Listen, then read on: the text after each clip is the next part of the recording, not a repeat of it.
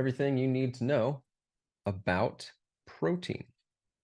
So, just a few things to get out of the way. I do this professionally. I've done this the last 6 years in the Seattle area. I know I'm a guy who wears clone trooper helmets, like the one back there on the internet, but I've helped over 400 people change their body composition, change their confidence, and really feel a lot more capable from a fitness and nutrition side of things. So definitely not just making this up, and I'll share some different resources that I've learned from throughout the way so that you guys can go and check those out if you want. So let's get into the first bit, which is why protein is so important. Why is protein so important? So we'll go there, then we'll go how much protein do you need, setting macros, the golden protein ratio to know if something that you're eating actually is high protein or if you just got scammed by the marketing of a company. And from there, we'll be able to just making sure we're live in the group.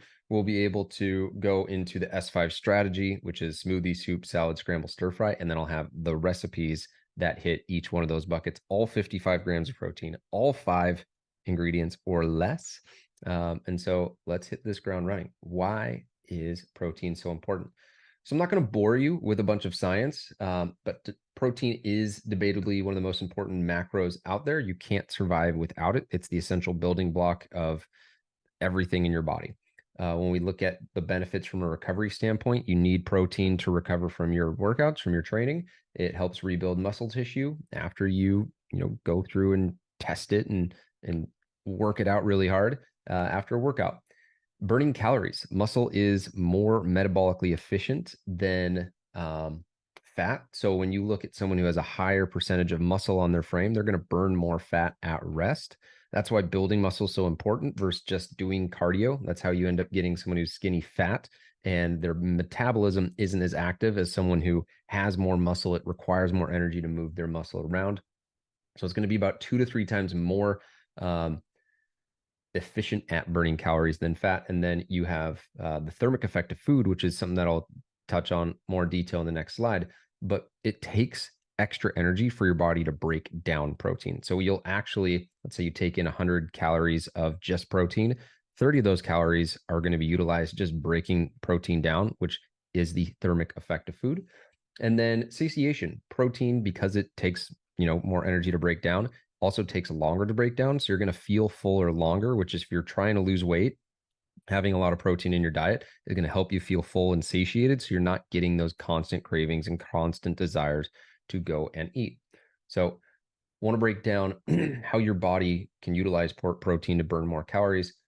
Chasing more calories. Yeah, so I talked about this. Chasing more calories burnt in your workouts is really focusing on the small things. You want to build a body that has muscle on its frame so that your body is more active at rest, because you have 23 hours outside of the 1 hour that, let's say, you work out. We want those hours to work for us rather than the 1 hour just working out. And you only have so much time that you can work out and go hard. So when you look at the total daily energy expenditure, and this is the study that if you guys want me to send it to you, I can drop it in the chat or in the comment section. But when you look at thermic effect of food, it's anywhere from 10 to 15% of how our body expends energy. Your BMR, your basal metabolic rate, looks at the overall health of your metabolism. So that's your hormonal profile. That's how much muscle you have on your body. That's why sleep is so important. If your hormones are a wreck, or if your gut health is a wreck, or if you don't have a lot of muscle on your body and your body's just really stressed, it's not going to be as efficient at utilizing energy as someone who is a lot healthier. NEAT is you walking. So me moving my hands is energy that my body needs to use to break this down.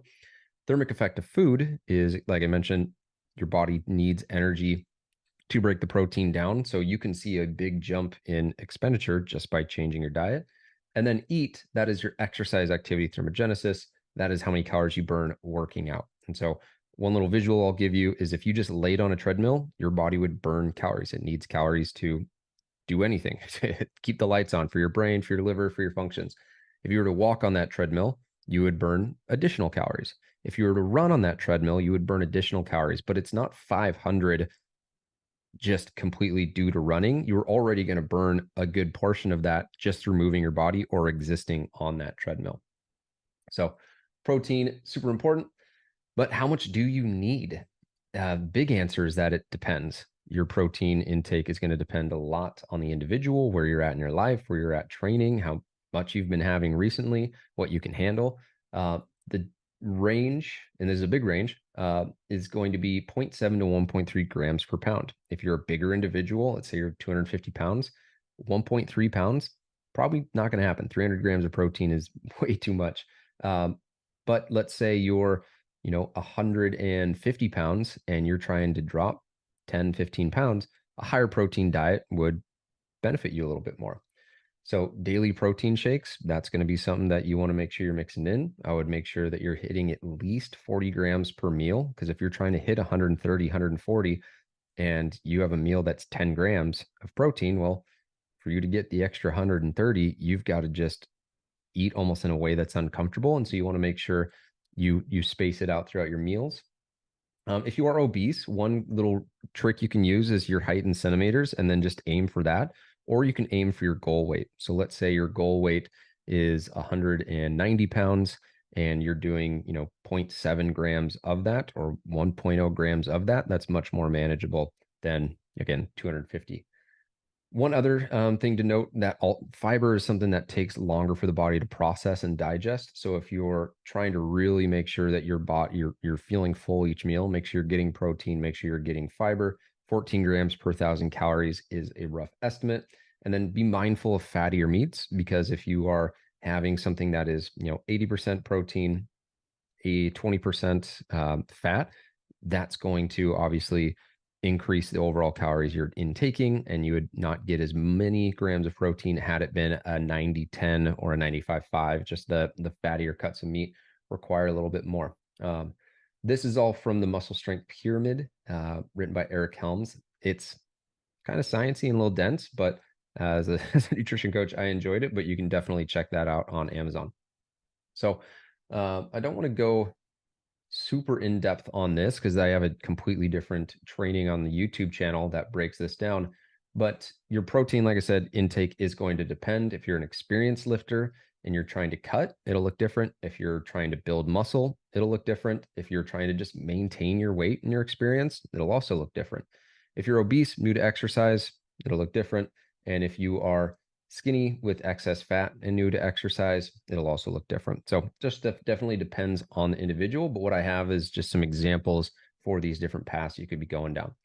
So let's say you're trying to cut, you'd have, your calories 500 below maintenance. Please don't eat 700 calories if you think you need to eat 1200 to lose weight and then go cut another 500. If you're doing that, I would work with a coach, because there's definitely things you're missing. A 10-year-old eats 1,200 calories. If you're an adult, you should be having more. But if you're trying to cut, bump your protein up higher, 1 to 1.2 grams.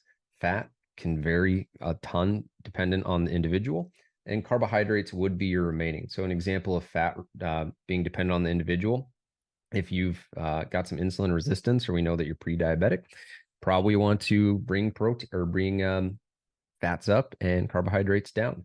If you, let's say, your body doesn't handle dairy or gluten, right? That might impact how your macros look as well.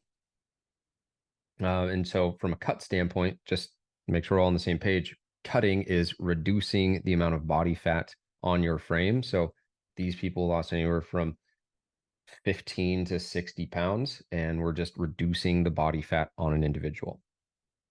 Build. So this is going to vary by individual as well, but 100 to 250 calories above maintenance. This does require you to track a little bit more thoroughly, because you don't want to be in a deficit 5 days and then in a surplus 2 days. You will bring protein a little bit lower in this because your body has the energy and the resources it needs. When you're in a deficit, your body is literally looking for energy, and you want the protein to save the muscle as much as possible. If you're building, your body's got plenty of energy. So when we look at a build, I have the numbers here of each individual. The photos don't really look that much different, but when you look at the actual weight, you're going to see 10 pounds jumped, 13 pounds jumped, 16 pounds jumped, anywhere from 5 to 6 weeks, a little bit longer for this guy. But when you're seeing someone in a build phase, you want to see the chest build, you want to see the legs build, but you want to see the navel remain relatively the same, that's an indicator that you're not putting on a bunch of fat, you're actually putting on muscle. And so for these people, navel stays relatively the same, but then you see like a 4-inch jump for this middle guy on his chest, hips, 1.5 inches. We got 3.5 inches on his chest, and then, not a ton of fat added on to his frame. Maintenance. So this is someone who just wants to, maintain their body weight, eat intuitively. You can set your protein in a number of places. You just want to make sure that you're getting enough to see again the changes that we want to see. And so like these are 2 changes over 6 or 7 months, or this is January to October. So this is like 9 months. Her weight didn't change, but her body composition changed because we brought protein up. We had her strength training. And so a lot of times people want body composition changes, and that can totally happen irregardless of the scale going up and down.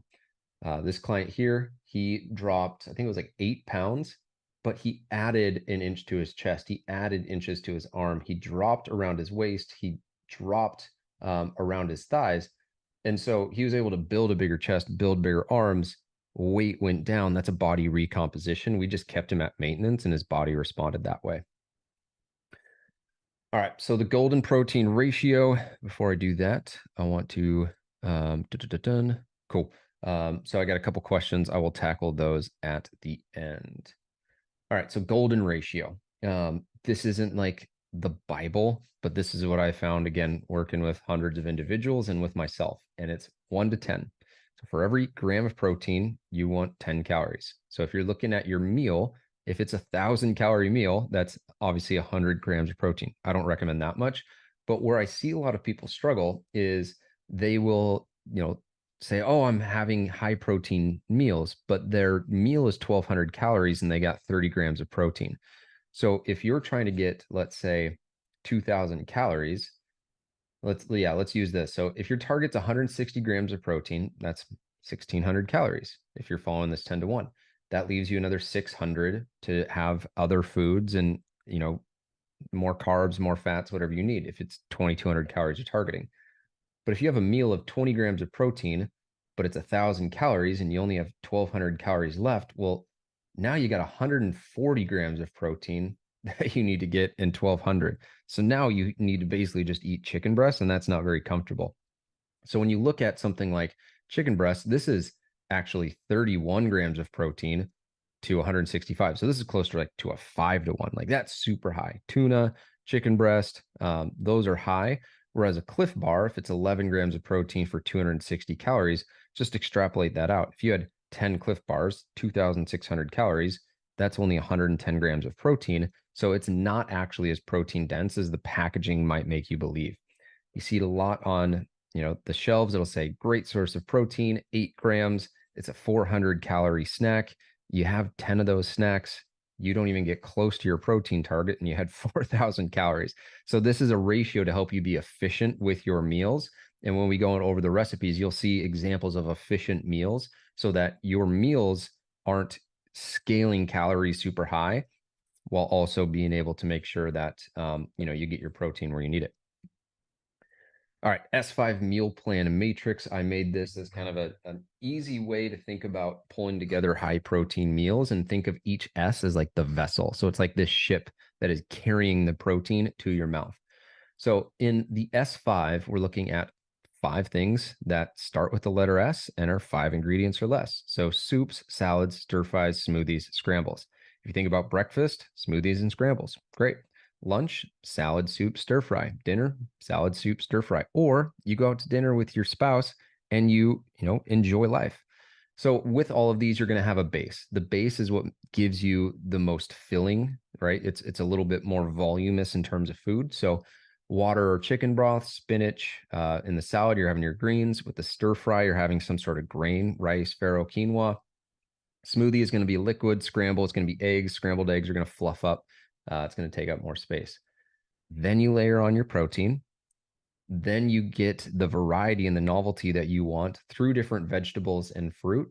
I really like edamame and black beans or garbanzo beans. Those are high protein things that are higher in fiber, higher in protein, that you can add to a stir fry, to a salad. I wouldn't add them to a soup, but you can definitely add different vegetables to those. And then you get the novelty as well through the flavors and through the sauces that you add. So I can add soy sauce to a chicken and rice dish, and it's a Asian dish. I can add salsa and guacamole to it, and it's a Mexican dish. Obviously, like those aren't authentic dishes, but just by changing what you put on top of the bases and the protein, that will change up the flavor profile. So you feel like you're not just having chicken, rice, and broccoli every single day, which you don't have to. You could have a number of different proteins, and I'll show you what those look like in a second. All right, the moment of truth, the 5 recipes. So white bean chili, I make this with my wife probably 2 or 3 times a month, especially in the fall. It's just a good comfort food. So what you'd want is 2 things of kettle and fire chicken broth, pound of ground turkey, as lean as you can get. That is obviously going to make it higher protein. Garbanzo beans, throw a little bit of Greek yogurt on top of it instead of sour cream to get that consistency that you want. And then I like Tapatio. You can put whatever hot sauce you want on this. You literally just throw it in a pot, let the pot get hot, and then serve. It's pretty simple. If you wanted to add cheese to it, you could, but I wanted to do this in a way where it's like, hey, 5 ingredients. I told you it'd be 5 ingredients. 63 grams of protein, 420 calories per serving. This is like a 1,300 calorie dish. So I wouldn't recommend having the whole thing, especially the pound of ground turkey. But you can add things to this. You can add vegetables. You can add an avocado to this. You can do whatever you want. But this is like the framework, these 4 things, protein, protein, protein, protein, that you're able to get in. And again, like who doesn't love some chili, nice and hot and steaming in the winter and in the fall? And this is probably the one that will take the longest, and that was 20 minutes. Blueberry smoothie. You could also do like a banana smoothie. I just chose blueberries because I like blueberries, but you can go unsweetened almond milk, 2 cups of that, Cos protein powder. That's a plant-based one that I use. You could also use whey. Whey would honestly probably have a higher amount of protein and lower calories, but up to you there. Greek yogurt, spinach, blueberries. It tastes incredible. Recently did a smoothie challenge for the community, and this was one of them. And if your smoothie tastes good, you will have it more often. Don't try and make the most like optimal, perfect thing. Make the one that you'll have that you can be consistent with. That's my little tip on smoothies. Now we get into some of the recipes from the high protein recipe collection. And actually, this one is a similar iteration of that in that recipe collection. So chicken and mango stir fry, 1/4 pound of chicken breast. If you want more, you can have more. Cup of black beans, mango. It can be any fruit you want. It could also not be a fruit at all, but this gives it a unique flavor and unique taste. This would be a great one to have after a workout when your insulin sensitivity is going to be higher. Then you got a cup of brown rice, which is about 200 calories, and then soy sauce, right? Talked about different sauces you could put on. This right here, 58 grams of protein, a little bit higher in the calories that are coming from your carbs. But again, this would be a great thing to do after a workout, maybe for dinner or maybe for lunch, depending on when you work out, because this is going to help your body recover with the extra carbs. Salmon and peach salad. Now we're getting into stuff that's a little bit higher fat. And honestly, if you wanted to strip out the peach and do something different, like you could totally turn this into a high protein, high fat meal, keep carbs low. This is just one, again, that's in the recipe collection, and that peach gives it that like little bit of unique flavor. 1/2 pound of salmon. You could totally do more. You could totally do less. You could do a cod. You could do halibut, whatever kind of seafood you want. I like the salmon because it's going to have a lot of healthy fats that come with it. And so then we have some spinach. You throw it on, right? That's your base. You've got peach, edamame, a fruit and a vegetable. You can do a completely different fruit if you want. You could do raspberries. Edamame is a really good one that I like as either a snack or just another way to add to your stir fry, or add to your soup or salad. That's going to get some more protein in. Also has a good bit of fiber. And then avocado dressing. This is just one that I used the other day with my wife. Tastes great. Find a dressing that you like and just make sure it's not 300 calories of the Polynesian magic sauce from Chick-fil-A. And then a couple things with this. It's like you need a blender, stove and microwave, 10 minutes, 15 minutes. If you have an air fryer, that'll make the salmon in like 8 minutes, even quicker. And then finally, omelet wraps. So getting into the scrambles, eggs, right? 5 eggs, 6 slices of deli ham. Just crank that up, cut up the deli ham, throw that in an omelet, throw some shredded cheddar cheese on top of it. You can have a tomato if you want. Tapatio for a hot sauce. And there you go. 57 grams of protein. And this is right at that 10-to-1 ratio. Boom, boom. Um, and this is going to be something that, again, doesn't take a ton of time. You need a pan and a stovetop, and it's pretty simple and it's pretty easy. So the last one, I know we had a couple questions. If anyone's watching this, drop your questions in and I'll get to them. Timing of protein intake before workouts or as a meal replacement post-workout. Can you expand on the idea, like more calorie days, protein days, like